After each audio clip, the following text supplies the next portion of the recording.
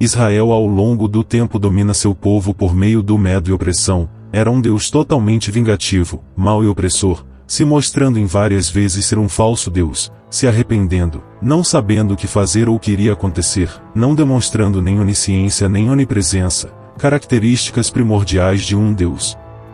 Suscitou servos depois de Moisés como Josué, Saul, Sansão, Davi, Salomão dentre outros, os quais serviram de acordo com as vontades de Israel, os quais eram segundo seu coração, todos mataram, roubaram e destruíram, descumprindo todos os 10 mandamentos, exercendo terror e domínio do seu nome sobre a terra. Israel sempre se utilizava de homens sanguinários como Josué, Davi, Judas Macabeu, Sansão, dentre outros, os quais eram responsáveis por guerrear e destruir todos os povos tidos como inimigos de Israel, e assim espalhavam o medo e terror pela terra que conquistavam. Além disso, ele suscitava vários falsos profetas, como Samuel, Elias e Eliseu, os quais repassavam as ordens de Israel a seu povo, para sua adoração. Ismael, que no princípio usava o corpo de Arão para doutrinar o povo, agora usava Elias para enganar o povo, o falso profeta, encarregado de maravilhar o povo com sinais e prodígios, entre eles fazer descer fogo do céu. O Messias deixou claro que ninguém subiu aos céus, a não ser ele, que desceu dos céus, fazendo referência ao conto de que Elias subiu aos céus numa carruagem de fogo. Ora, ninguém subiu ao céu, senão o que desceu do céu, o Filho do Homem, que está no céu. Desde Adão e Eva até o Apocalipse. Quer conhecer alguém verdadeiro? Quer conhecer? Bem claro. Pega os 10 mandamentos, resumindo pelo Messias, amar ao Pai e amor ao próximo. Coloque todos os profetas com base aos 10 mandamentos, amor ao Pai e amor ao próximo. Se passar pelos 10 mandamentos e pelo amor ao Pai e amor ao próximo, é profeta do nosso Pai. Se não passar, é profeta do diabo. Os falsos profetas não é só os pastores de hoje, não é os padres somente. O falso profeta é Moisés, é falso profeta, Elias, Eliseus eram falsos profetas.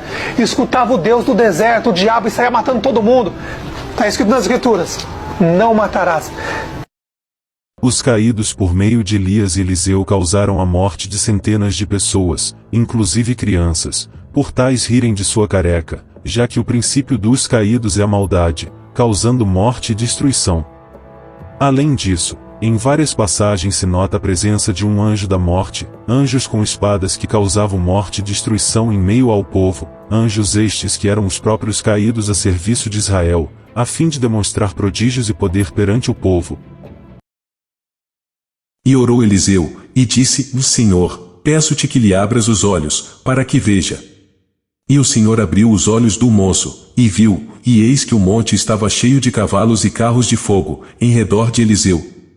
E o Senhor deu ordem ao anjo, e ele tornou a sua espada a bainha. E o Espírito do Senhor se retirou de Saul, e atormentava um espírito mau da parte do Senhor. E, levantando Davi os seus olhos, viu o anjo do Senhor, que estava entre a terra e o céu, com a sua espada desembainhada na sua mão estendida contra Jerusalém.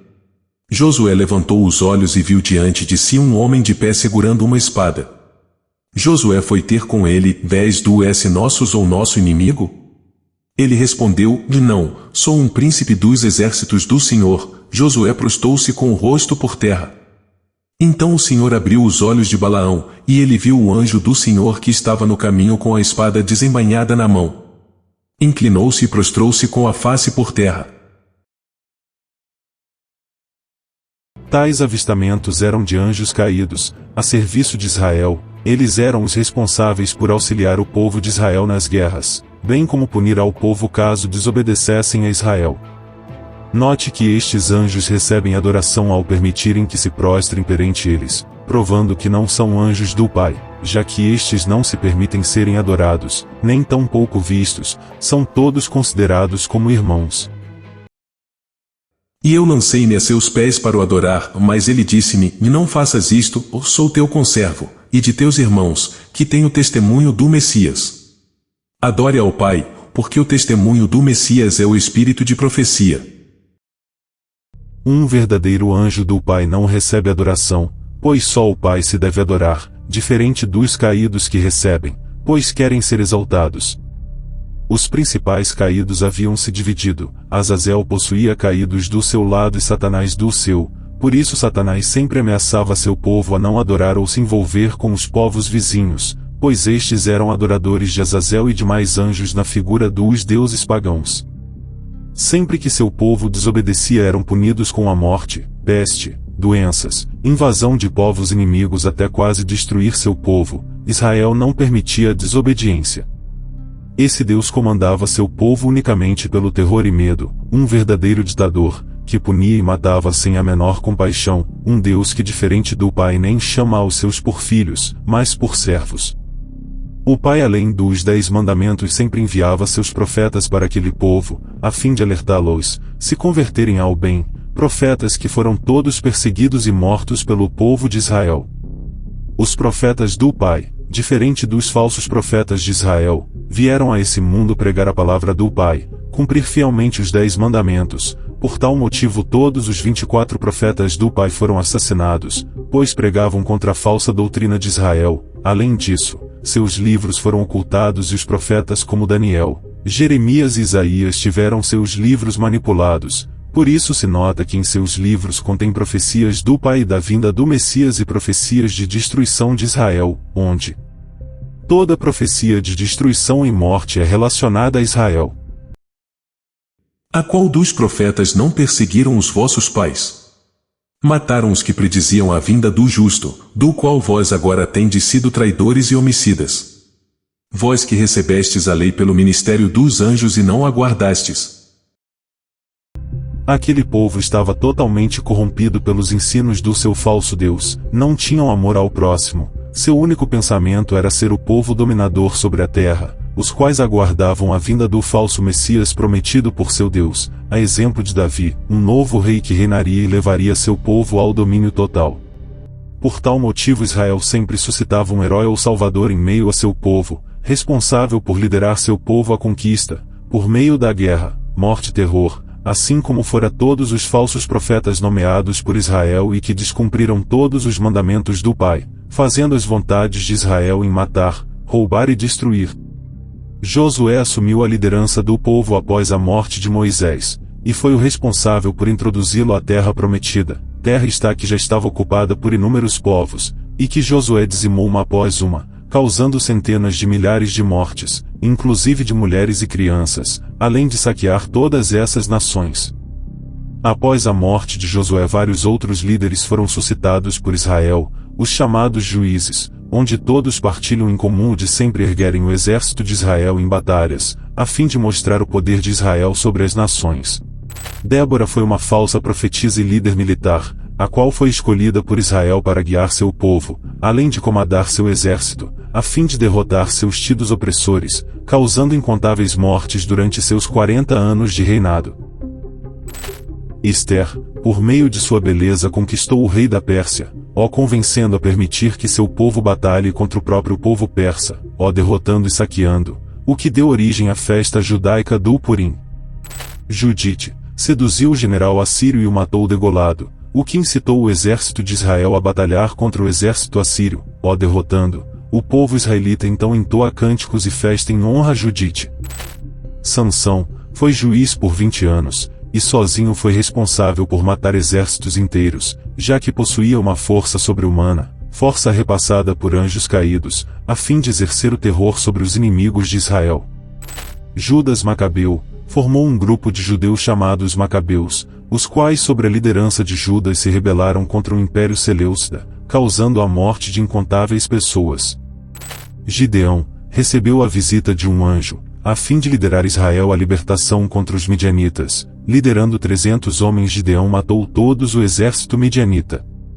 Davi, o homem considerado segundo o coração de Deus, é considerado o maior herói de Israel, e foi escolhido diretamente por Israel para liderar seu povo, pois Davi era segundo seu coração perverso. Entre os inúmeros pecados de Davi se destacam a morte de incontáveis pessoas, matando inclusive coxos e cegos na tomada de Jerusalém. Davi ainda cometeu adultério com a mulher de Urias, orquestrando sua morte tomando-a por esposa, ameaçou matar Nabal e toda a sua família, por este ter se recusado a alimentar seu exército, mas Deus o matou, o que deixou Davi alegre, a ponto de louvar a Deus pela morte do mesmo. Davi ainda amaldiçoou toda a geração de Joabe, o qual considerava-se braço direito, além de entregar a sacrifício os filhos e netos de Saul. Davi chegou até a desobedecer a Israel, ao fazer o recenseamento do povo, mas Israel, ao invés de punir Davi, pune seu povo, matando dezenas de milhares de pessoas por meio de seu anjo da morte. Davi descumpriu todos os mandamentos do Pai, servindo fielmente a Israel até o fim. Por tal motivo Israel promete a Davi sempre manter um descendente seu sobre o governo de Israel. Salomão, seu filho, por sua vez, foi escolhido por Israel para construir seu templo, sua morada. Além disso, Israel cumulou Salomão de poder e riquezas, entregando a ele até um anel mágico, com o qual controlava 72 anjos caídos, que serviam a Salomão e que foram os responsáveis por ajudarem na construção do templo. Então falou Salomão: o Senhor disse que habitaria nas trevas. E eu te tenho edificado uma casa para morada, e um lugar para tua eterna habitação. Então Deus disse a Salomão: sabedoria e conhecimento te são dados, e te darei riquezas, bens e honra, quais não teve nenhum rei antes de ti, e nem depois de ti haverá.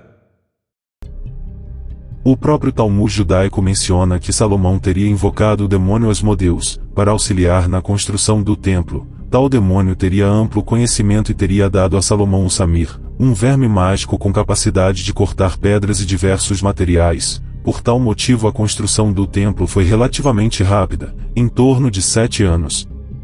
Israel queria que seu templo fosse amplamente luxuoso, já que seria sua morada, e para tal concede a Salomão vários caídos a seu dispor, a fim de construir seu templo, o qual, assim que foi terminado, serviu de palco para centenas de milhares de sacrifícios de animais, tudo em honra a Israel, que nessa altura era o Senhor de toda a terra.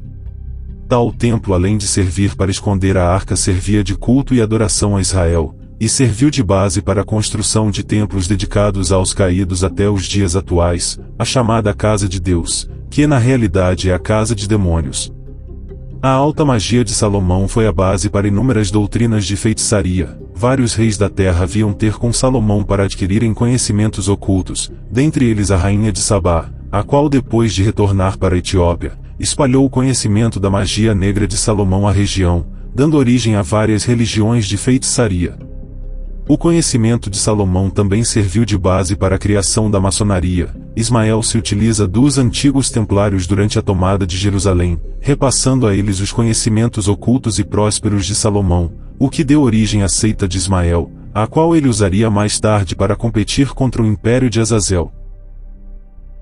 Enquanto isso, Azazel ficava mais forte, buscava dominar todo o restante da terra, criou grandes impérios como o Egito, Babilônia, Pérsia, Grécia e por fim seu maior império, o romano. Foi por meio do Império Romano que Azazel conseguiu vencer Israel, o qual se curva perante a invasão de Jerusalém, ocorrida em 63 a.C., quando Pompeu cerca e toma toda a Judéia, passando agora a autoridade ao Império Romano de Azazel. Pompeu toma Jerusalém, além do templo judaico, onde invade o Santo dos Santos, lugar somente permitido aos sacerdotes. Ele, porém, não saqueia nada, mas vê a Torá com suas leis e percebe como os judeus eram totalmente obedientes a ela. Azazel agora era o caído mais poderoso da terra e tinha muito mais caídos como aliados do que Israel. Israel estava subjugado e seu povo agora era submisso ao Império Romano. Deviam pagar impostos e obedecer à autoridade de Roma, porém, o culto judaico foi mantido normalmente. Nessa altura se dá início a outra parte do plano de resgate, após milhares de anos enviando seus filhos profetas para anunciar a verdade desde Adão, 24 no total. Agora chegou o momento do Messias descer a essa terra para trazer a verdade e revelar seu Pai, o qual desde a queda de Adão foi ocultado ao mundo pelos caídos.